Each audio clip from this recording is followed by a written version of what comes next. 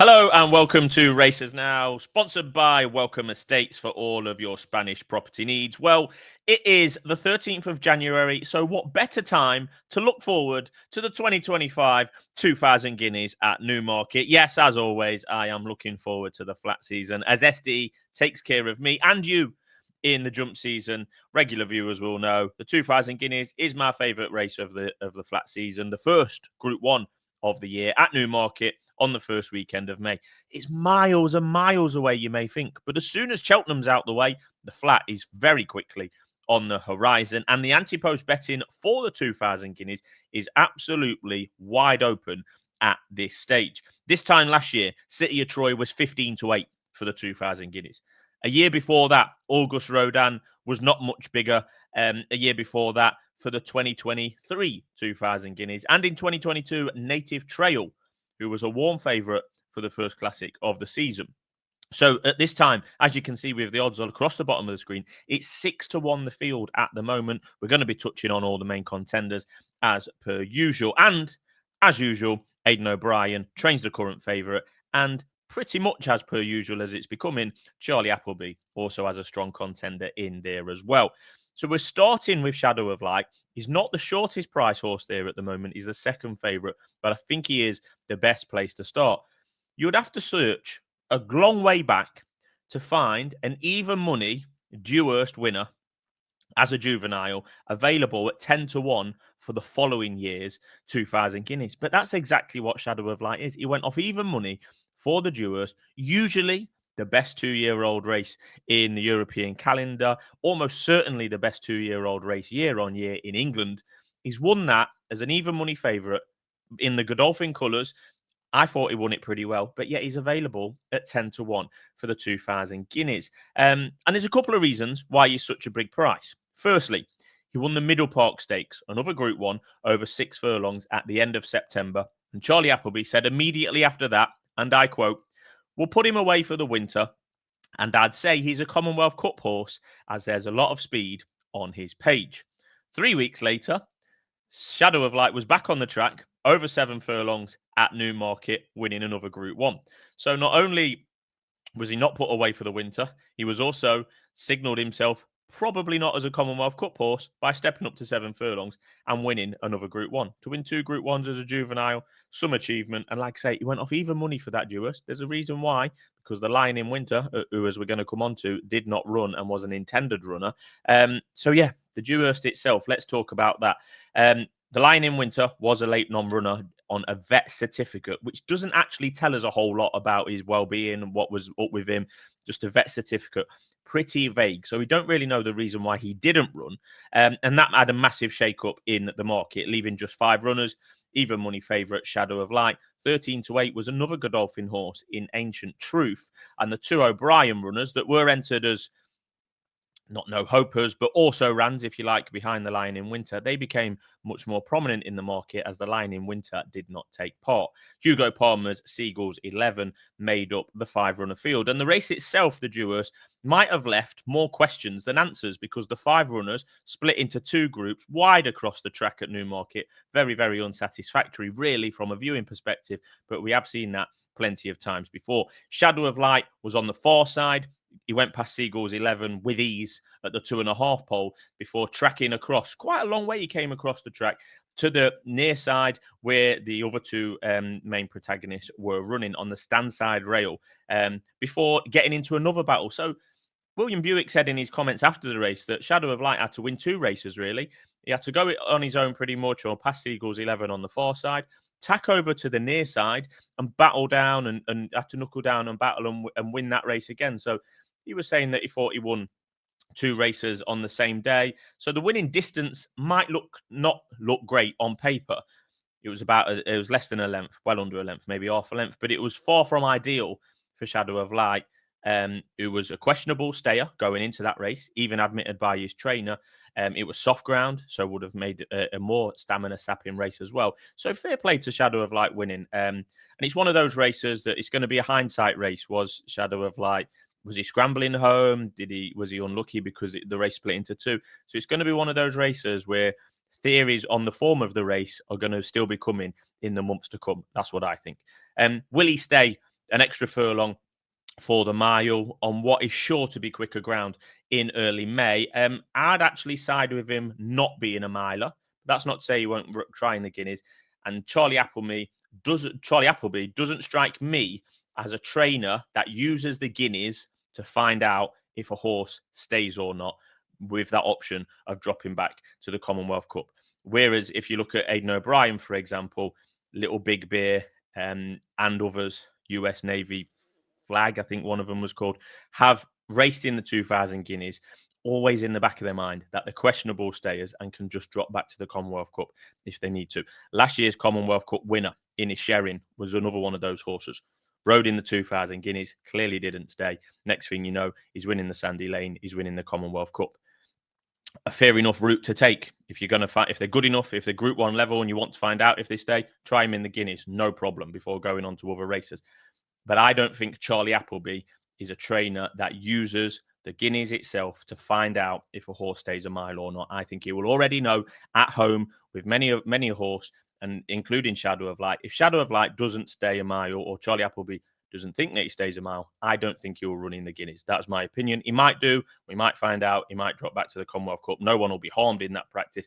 But that's just as I see it. I think if Shadow of Light does go to the Guineas and Charlie comes out in the early stable tours, etc., and calls him a Guineas horse, I think that would be worth taking note of. And evidence in itself, although we might not see it on the track at that stage, evidence in itself that Charlie thinks is a miler. And I'm happy to take his opinion whenever he gives it. On to the second and third in that Dewhurst, or of the second and third. Expanded came into the race as the clear Ballydoyle second string behind the Lion in Winter. But he obviously was a non-runner. This Expanded made the run-in on the stand side, bang at it at the two-pole he was, off the bridle, headed by Ancient Truth, ridden by James Doyle for Godolphin. The Expanded fought back to be a clear second at the line. So when the three horses merged, Expanded was third of the three. He's actually battled to come second at the line behind Shadow of Light there. And Expanded, the key with this horse, only won a maiden on debut 7 days before running in the Dewhurst. So won a maiden over in Ireland. 7 days later, he's running in a Group 1 at Newmarket. So he's clearly one to keep an eye on in terms of progress. Only had those 2 starts in quick succession as a juvenile. And he's more likely than most to be coming back for the Guineas. Regardless of what stablemate the Lion in Winter does, Expanded has already, in my opinion, reading between the lines of Aidan O'Brien, as I spend a lot of time doing during the flat season, Expanded has already been signalled as a 2000 Guineas horse, as far as I can see. So we've mentioned him a few times. He's the current Ante-Post favourite for both the Guineas and the Derby in 2025. Apparently, this year's Ballydoyle chosen one. We have one of them pretty much every year, and that is the Lion in Winter.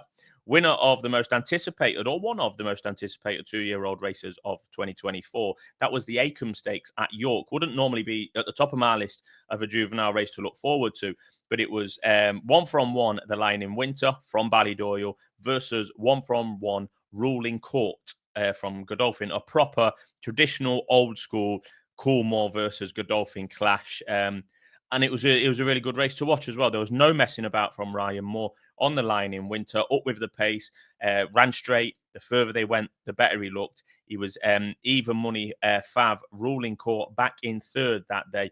The Lion in Winter, really, really impressive. I really like the way that he won at York. Wimbledon Hawkeye, another horse who we're going to mention a bit later on, was second on the day. Ruling Court in third. Well, Wimbledon Hawkeye went on to win the Group 2 Royal Lodge on his next start and was third in the Group 1 Racing Post Trophy on his final start of the season. So that definitely backs up the form of that Acomb Stakes in the middle of August at York. Question mark over both the Lion in Winter and Ruling Court, because that race was on the 21st of August at York, and neither have been seen since. So that has got to be a bit of a question mark. The Lion in Winter missed the National Stakes and the Dewhurst, as we've already mentioned. I think the National Stakes was a stone bruise, and then that vet certificate at the Dewhurst, was it still the stone bruise or not? We don't really know. So he was left a little bit unfulfilled, if you like, from a 2-year-old career. But we've been here many times before. Hopefully he'll be back. This Lion in Winter, by the stars, out of Lope de Vega Mare. will he be yet another Aidan O'Brien type, Aidan O'Brien Derby type that is having his first run in the Guineas? As we said earlier, a lot of horses running the Guineas and possibly drop down to the Commonwealth, while a lot of particularly Aidan O'Brien horses running the Guineas with views to the Derby and their real race, if you like, in mind being the Derby. We've seen that many times before, particularly in the last 2 years with Auguste Rodin and City of Troy, but for probably different reasons of what went wrong in the Guineas rather than what went right for those guys. So yeah, the Line in Winter's the Derby favourite. Is the Guineas favourite? Is he more suited to the Guineas or the Derby? Well, surely we're going to find out. What I would say at this stage, particularly with what's happened in the last 2 years, Auguste Rodin had a nightmare in the Guineas, City of Troy had a nightmare in the Guineas, both were favourite, is Aidan O'Brien going to be less inclined to try one of these Derby types in the Guineas as he has done in previous years? You could say he's had his fingers burnt somewhat by running Auguste Rodin. He was unlucky within the race. He clipped heels with a stablemate actually early on in the race. But City of Troy, particularly in 2024, he was the hype horse going into it, unbeaten, champion 2-year-old. Could he win the Triple Crown? The best 2-year-old we've ever had, the best horse we've ever had, blah, blah, blah.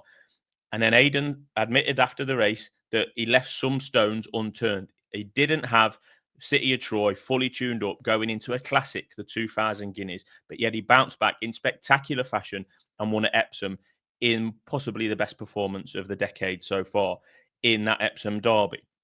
So, does that mean that Aidan is less likely to take a Derby type to Newmarket and instead go a more traditional Derby preparation, maybe in a 10 furlong trial, the Derrinstown or something like that, or the Dante before going to the Derby? Or will he still be inclined to do what he's done over the years and run a Derby type in the Guineas? That will be interesting to see in itself.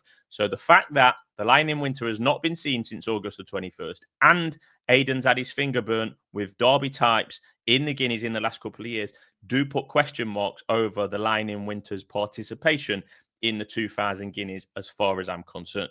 Anyway, just finishing up on that Acomb Stakes at York. Ruling Court shouldn't be forgotten, if you ask me. His Sandown debut was pretty electric. Maybe the best maiden winner of the season, particularly on UK soil, and he might well have been beaten in the Acomb at York by two very good horses. As we mentioned, the Line in Winter, bang impressive in that race.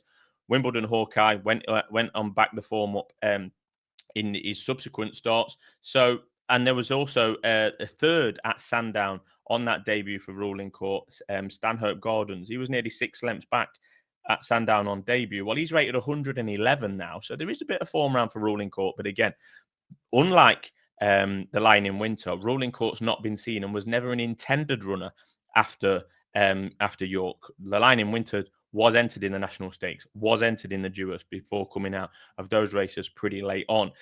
Appleby, and that didn't happen with Ruling Court. He just went off the map, if you like, and wasn't seen. Was he a bit of a 2-year-old? Did he have a setback? Not sure. We don't know. Appleby does have options in the Guineas at this stage. Shadow of Light, Ancient Truth, we've mentioned. They both ran in the Duos, Ruling Court and others. I'd still be pretty interested in Ruling Court, but would like to know what the plan is with him before getting involved. What the plan is and was he injured? Given we've not seen him since August. So there's a question mark there. And if you read in the Charlie Appleby comments about Ruling Court, they was thinking that he might have been a little bit of a 2-year-old or more of an out-and-out 2-year-old than those other horses that I've mentioned from the Godolphin stable. So that's the top of the market covered. Is there anything lurking under the radar at bigger prices? Well, as usual with anti-post betting, particularly with the big trainers involved, the Applebys, the O'Briens, they tend to be well found in the market. Even the once raced debut winners are, the generic price of 25 to 1. Not much value there, but a few that do deserve a mention. Twain is one that deserves a mention. He's another Aidan O'Brien horse. He won at Leopardstown on debut on October the 19th, so pretty late. And 8 days later was winning one of those, what are usually soft end of season Group 1s at St. Cloud. Both of those, his debut and the St. Cloud so-called Group 1, were on bad ground. And he's definitely in the could be anything category, is Twain. Clearly looks more of a Derby type at this point, but again, Aidan O'Brien is not averse to running a Derby type in the Guineas, usually. There may be a change of tack this year, in my opinion. The Racing Post Trophy form looked a little bit of a head scratcher to me. It was ran on bad ground, not for the first time or the last, given it's in the middle of October at Doncaster. Jessica Harrington's Hot as Hell was the winner, beating 15-8 favourite, and Aidan O'Brien trained Della Crow. Both look middle type horses to me. They're both 25-1. Wimbledon Hawkeye did run in that race in the Racing Post Trophy, and he just got blunted by the bad ground. I think that's a pretty easy conclusion to make. Maybe it's an obvious conclusion to make, but it's definitely one that I'll be siding with. This Wimbledon Hawkeye won the Group 2 Royal Lodge on his start after the Acomb, where he was second behind the line in winter. Yeah, I think the bad ground was really not to his liking at Doncaster. I wouldn't write him off Wimbledon Hawkeye. He's 40-1. He might actually be the most overpriced in the fixed odds market available at the moment. The most overpriced horse, in my opinion, is 40-1. He's owned by the Gledleys, and they will have a go. They're owners that do have a go in these big races when they've got a horse that can dine at the top table. They're not scared of taking up that race. He's rated 114. He's a very likely runner, in my opinion. He would be of interest if you are willing to put a line through that Racing Post Trophy form. And there is question marks about the top of this market. The line in winter might not run due to either injury or being more of a Derby type. Shadow of Light might not run because he might not stay. So it does leave this market pretty open, in my opinion. Another one to mention, we interviewed David Egan the other day, and his horse to follow for the season was a horse called Tuscan Hills. He's been put in at the generic 25-1 price with Ladbrokes. It's not to say he's up to winning a classic, but David has got a very exciting season coming for Ammo Racing. They've got all sorts of ammo, if you like, going into this 3-year-old campaign and the juveniles as well that we'll come on to later in the season. But this Tuscan Hills, he's unbeaten in 2 runs, over a mile as a juvenile. So when juveniles or 2-year-olds are running exclusively over a mile in their first season, it does point towards them being more middle distance or Derby types as a 3-year-old. And as we say, I'm not saying Tuscan Hills is up to winning a classic, particularly in the Guineas, but he's one to keep an eye on. I think he won that listed race at Pontefract with some good representation in behind from Judmont and others. He won that by nearly 5 lengths. If you watch that Pontefract race back of this Tuscan Hills, the horse to follow from David Egan just the other day here on Racers Now, he won that race easy. He looked like the winner from the first 10 seconds of the race, won on the bridle. So Tuscan Hills, one to keep an eye on. 25-1, probably too short. But like I say, just keep an eye on. And to have Wimbledon Hawkeye, and I'll keep going back to him, available at 40-1, when you've got these once and twice race maiden winners, etc., put in at the generic price of 25, I do think Wimbledon Hawkeye probably is overpriced. Am I putting him up as an official bet? No, I'm going to keep an eye on it, but I wouldn't. When we revisit this race, maybe in a month's time, a couple of months' time, if Wimbledon Hawkeye is still at that price, I would probably be interested. After those ones already mentioned, we are in the realm of the once or twice race maiden winners, which will need to run in a trial to see how good they are. We could be here all day talking about a Judmont horse trained by John Gosden that won at Kempton on debut, or a Godolphin horse that won at Nottingham on debut, or something along those lines. They will need to run in trials. They're inexperienced horses. There might be players in the Guineas, but from what we've seen so far, we're concentrating on those with form in the book. So in conclusion, I think that Expanded is the most likely runner and most likely winner at this stage. Now, that's not to say, I'm going to contradict myself a bit here. That's not to say that Expanded is the best juvenile of 2024, because I don't think he is. And it's not to say that Expanded is going to be the best 3-year-old miler of 2025. But what I am saying is he's more likely to run than his stablemate, the Lion in Winter, for reasons already given. And I think he's much more likely to get the trip than Shadow of Light, for reasons already given. So at 14-1, I do think that Expanded is the right price. I wouldn't say he's knock you over massively overpriced, but I can see him going off much shorter than that on the day, particularly if the Lion in Winter doesn't run, and particularly if and or Shadow of Light doesn't run. I will say it now, I wouldn't be surprised if both the Lion in Winter and Shadow of Light did not run in this 2000 Guineas. That's not to say they won't, but I definitely wouldn't be surprised if they both didn't. I'd much rather back Expanded for the 2000 Guineas than, for example, Scorthy Champ, who I know I've not mentioned yet. He won the National Stakes, Ruling Court, and Twain. They're 3 horses that have been mentioned in this video that are a similar price to Expanded. And I'd much prefer to back Expanded at 14-1 than those guys as we speak, for example. Plenty covered there. We're already looking forward to the flat season. You might be thinking, I must be mad. Well, absolutely I am, but I do love the flat. Let me know in the comments at this early stage who you might fancy. Thanks for watching, as usual. And remember, we're sponsored now by Welcome Estates. They've got 25 years experience, a family-run business with everything you need for Spanish property. Thanks for tuning in, and we'll be back soon.